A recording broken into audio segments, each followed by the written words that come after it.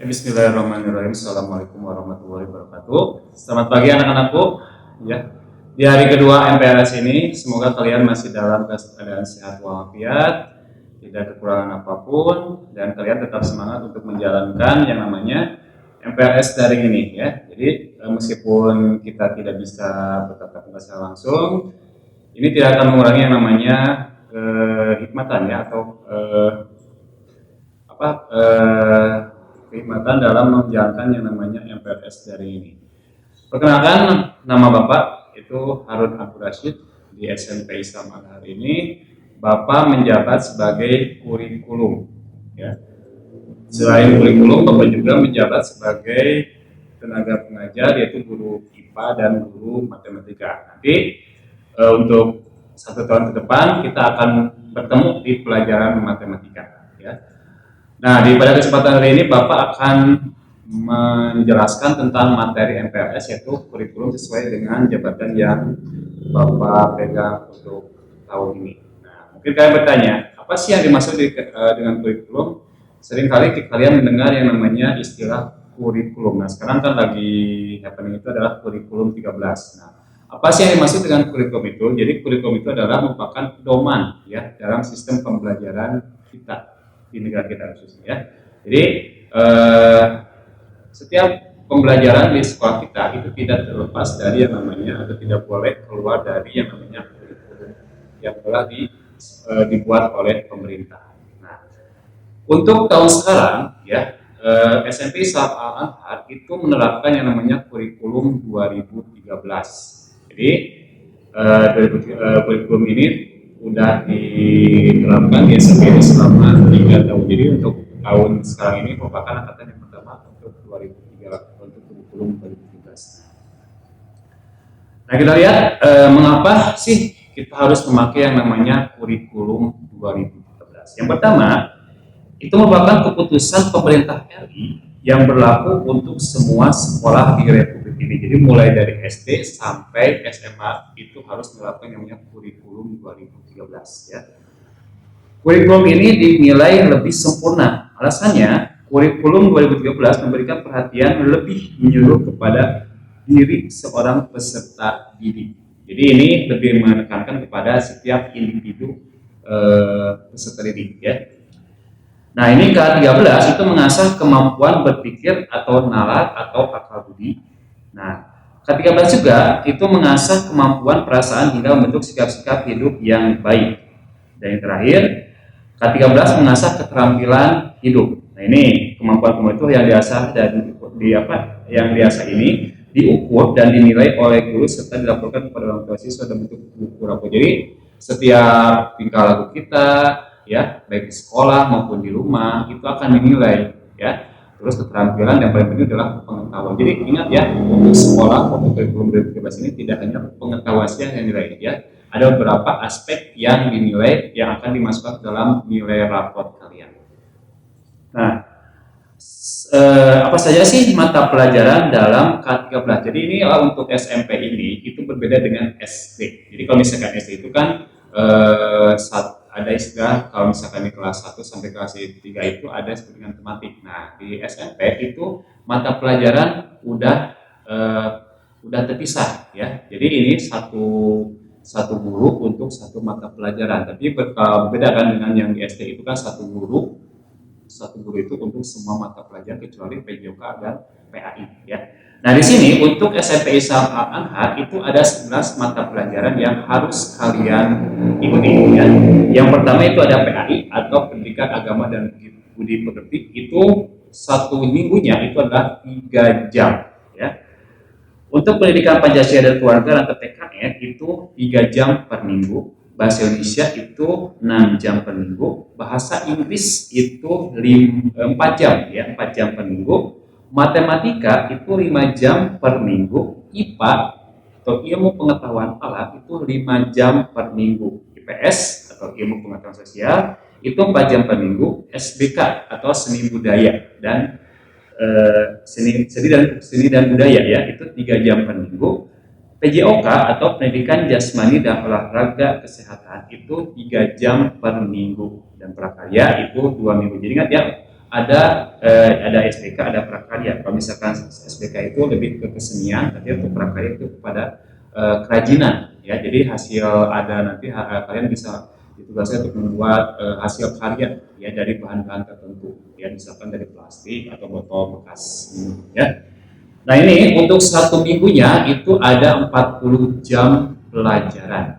Ya, jadi untuk kalau misalkan di SMP sama hari ini itu kan belajarnya dari Senin sampai Jumat.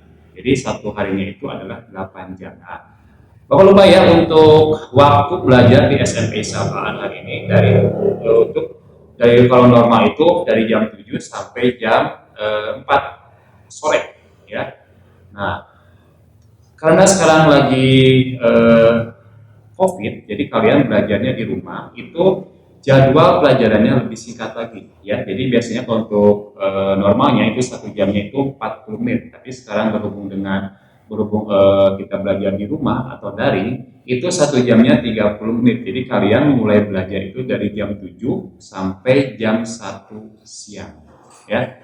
Jadi jam 7 itu kita akan melaksanakan yang namanya dari jam 7 sampai jam 8 itu adalah tahfidz secara daring ya. Terus dari jam 8 sampai jam 1 itu belajar. Jadi dari Senin sampai Jumat dari jam 7 sampai jam 1 ya, itu kalian harus berada di rumah untuk apa? Untuk melaksanakan pembelajaran secara daring ya, baik melalui WA, nanti ada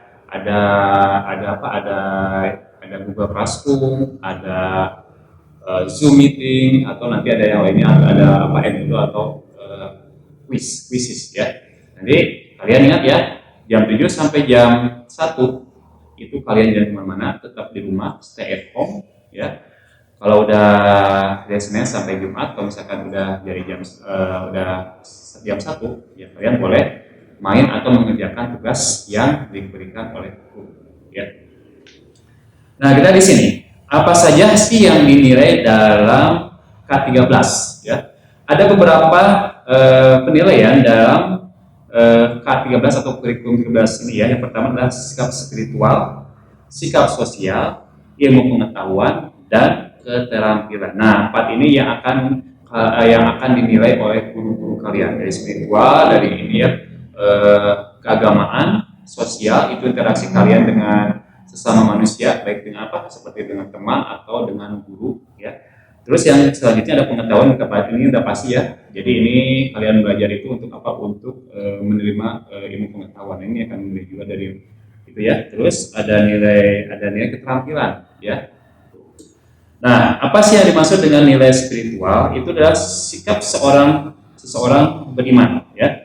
Sikap spiritual dinilai oleh bapak, ibu guru yang mengajar, PAI dan wali kelas serta guru BK. Jadi dan PKN ya. Jadi ini untuk spiritual ini untuk spiritual ini malah bukan PKN ya, tapi budi pekerti PPAI, wali kelas dan guru BK itu yang akan nilai spiritual kalian. Yang selanjutnya adalah nilai sikap sosial. Nah, ini sikap-sikap dalam pergaulan dengan orang lain. Nah, ini dinilai siapa? Itu dinilai oleh guru PKN ya, atau pendidikan kewarganegaraan. Kedua, sikap spiritual dan sikap sosial ini juga dinilai oleh bapak dan ibu guru. Jadi ini bukan hanya tadi guru PAI sama PKN ya, tapi guru-guru yang juga menilai ya. Nah, nanti akan digabungkan, nanti akan